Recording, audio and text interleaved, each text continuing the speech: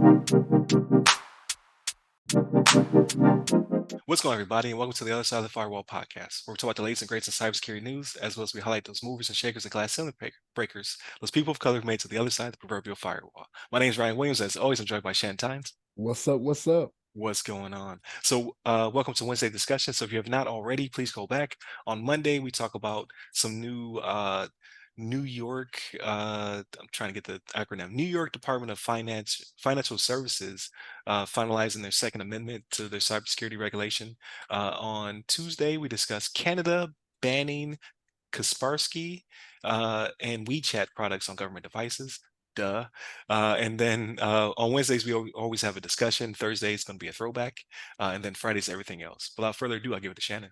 All right, everybody. So for this discussion, this article is from CSOonline.com, written by, I'm sorry if I mispronounced your name. I'm sorry, lady. Shweta Sharma. And it's titled SEC sues Solarwinds and its CISO for fraudulent cybersecurity disclosures. So here's the discussion on this, right? So do you think this is appropriate action on this? I do, right? So like in the investigation with SolarWinds, right? So remember this happened it was like November, December of 2020 or something like that, right? This is one of the first big articles we talked about on the show, if I remember correctly, right? It was Dr. Gabriel, I think might have been the first thing with her, Right. with Google. Mm-hmm. And then I think this came up like, if not the next week, it was like the week after. Yeah. So it was like November, December 2020, right? So I think this is a good way to go about holding people accountable because they didn't figure out that SolarWinds knew what they knew until they did their investigation, right? So in their investigation, they came about, coming across some information like when it came to internal emails and memos that came out to where they knew as far back as 2018 that they had an issue with the back end and that there were known risks that weren't accurately represented, right? The cybersecurity measures they were taking were not sufficient. And again, this was acknowledged, right? In internal emails, internal memos, and the CISO being a part of that. Like, yes, like this is right up your alley. Like you're supposed to be doing something to secure this, right? And if you're going as far back as 2018 and you're saying 2020 was when the sunburst thing actually happened, that's 2 years to try and fix this, right? Now, granted, SolarWinds is coming out and they're denying it, right? They're saying no, that was not the case. We did what we could with what we had, with the information we had, but I'm skeptical of this, right? So should the CISO be held accountable? Yes, I think so, right? Like this is your job. If for whatever reason you couldn't do it, like you weren't forthcoming with what was going on either, right? Which that can get a little dicey, right? Like you don't want to come out and say, oh, we have this big vulnerability and we can't do anything about it. You know what I mean? Because then it's like, hackers unite. They all put their powers together and combine. Now we will Right. go They after turn SolarWinds. to Voltron. Yeah, you know what I mean?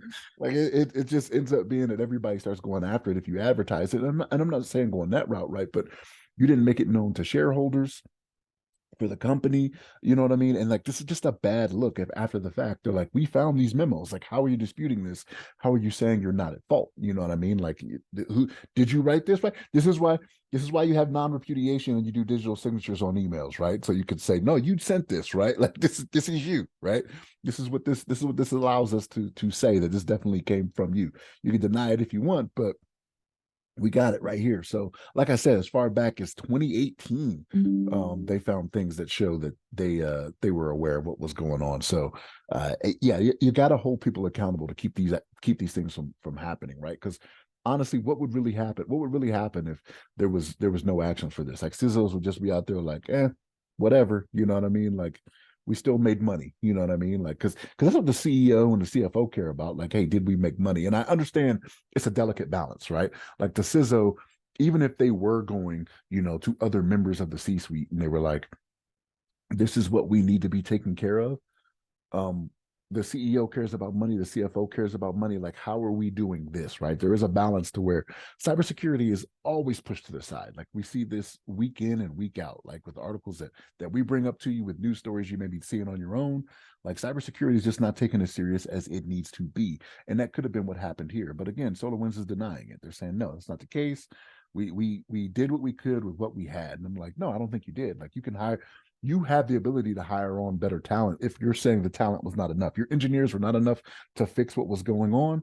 that's on you. You need to make some changes, right? Like maybe it needs to be that the ease of operation that you have with SolarWinds, right? Because there is some experience, and I know you have experience with SolarWinds, right? Like that's what y'all were, using at previous Oh, locations. that was You know the what I mean? tool. Yeah. Yeah, that's what y'all use. So like you gotta do something to make sure that this doesn't happen because this is just not a good look for the company. You know what I mean? And public trust. I've talked about this numerous times. Like granted, again, we're bringing it to your guys' attention because y'all may not have known about it, but um, public trust is one of those things where people could be like, well, I don't want to use SolarWinds now, right? Like the Department of Defense could just be like, all right, we're going away from that. Like we're gonna ban it like we've done Kaspersky, TikTok, all these other things. Like we're just not using SolarWinds anymore because you guys don't take cybersecurity seriously. But what's your thoughts? You think they should be punished for these types of actions, man? The CISO. Ooh, I'm kind of gonna disagree. That's kind of gonna disagree a little bit. But for those who are just tuning in, please like, share, subscribe, all that good stuff. Ring a bell. There's a bell involved. Trying to get visibility, people. So please share. Um, so what's crazy is like, so I don't disagree with the SEC, right? So the U.S. Securities and Exchange Commission, they're doing a lot right now. Like the SEC rules are changing about disclosure and all that other good stuff. So if you're not tracking and you're in the business or you're affected by the business, you need to see what the SEC is doing. Um, I like that they're being aggressive and trying to set a precedent here, but for a different reason, right?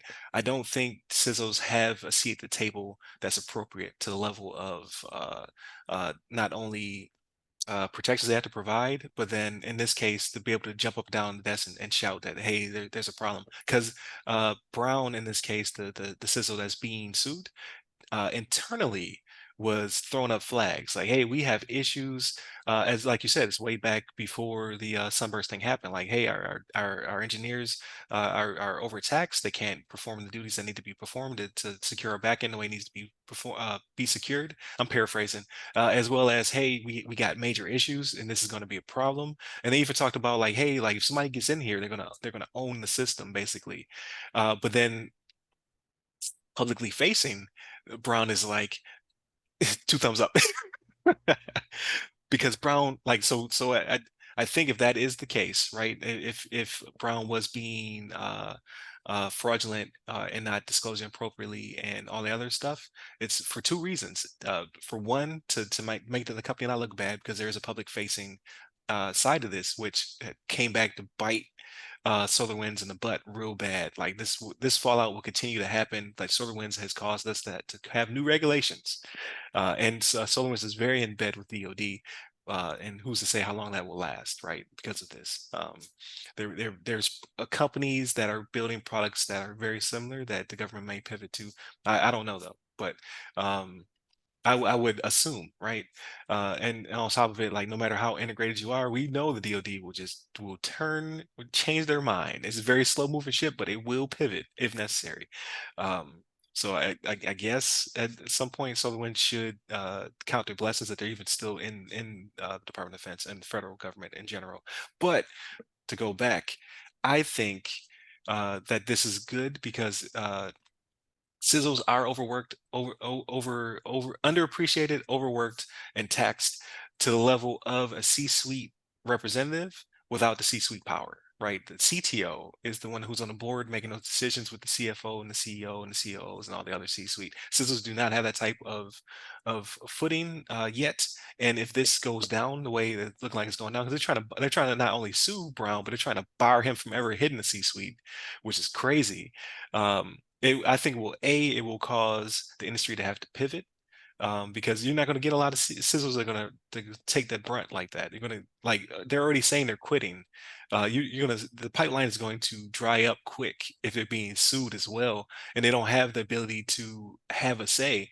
But number two, I think they're going to uh, it's not only going to drive the pipeline potentially, but I think it's going to force the issue. Like CISOs need to have the ability to have a voice and have some kind of say in the business. If cybersecurity has such a a viable impact, like not only in this case because you are a company that deals in cybersecurity, because like SolarWinds' entire purpose is visibility, right? It's those are flags that you know that hey, either the network is out of whack, or security's out of whack, or the configurations are misplaced, or you're not backing things up. Like it does a multitude of different things from a network engineering and admin standpoint. But two, it became a back door that allowed foreign entities to get into all parts of government, right? They were able to map out networks. They were able to glean information about secretive information as well as networks.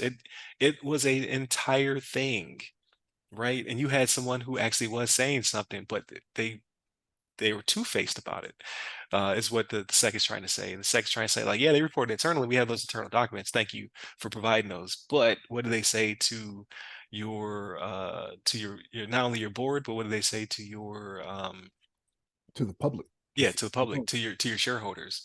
But could they? That's the question. Like, I think that a lot is going to come out when Braun testifies. So here's the thing. If they have the memos and the emails, they see what the response was when they went out, right? So Right. for whatever reason, the CEO, CFO, CTO, right, or CIO, whichever one Yeah, I forgot CIO. There's a lot of C's. yeah, yeah. So like, if their response was, okay, we're not going to do anything about it, they would be the ones getting sued because he did his due diligence, he did his job, and then he went up there.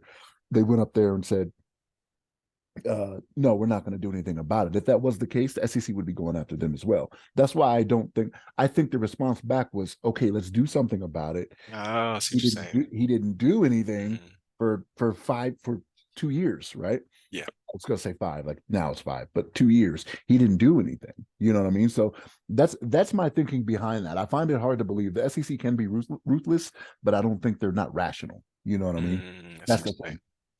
And that could be the point. That could be the point that he at some point he did receive the resources or tools that he needed, or he was fraudulent. Because I don't know, I don't know what the CISO's visibility was at SolarWinds. I don't know if they actually had a speaking part, right? Like I always feel that's the CFO, the CEO, those people who are speaking to the board. I don't think the board's ever like, hey, CISO, in some cases it is, but in a larger company like a Solarwinds, I don't know if he had the ability to say it, and was he pressured to not say anything? Like where you're like, hey, don't like you can say this, but don't say that. You can say, you know what I mean? Like you can say like, hey, we're working on something, or hey, there's a problem that we're seeking resolution of. But I don't think he can flat out say like, hey, it's broken.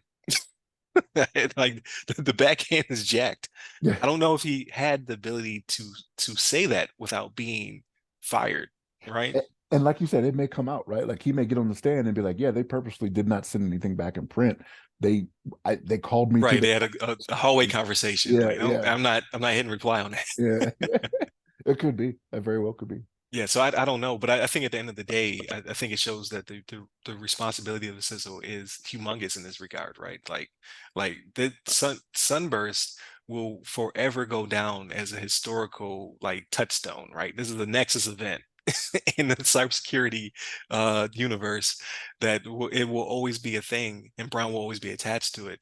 So, if I was a CISO, which with like I'm not gonna lie, like being a vCISO, I strive to be a CISO, but like I've just seen a lot of flag. Like this is just me being real, right? This is Ryan saying like I don't know if that's the move.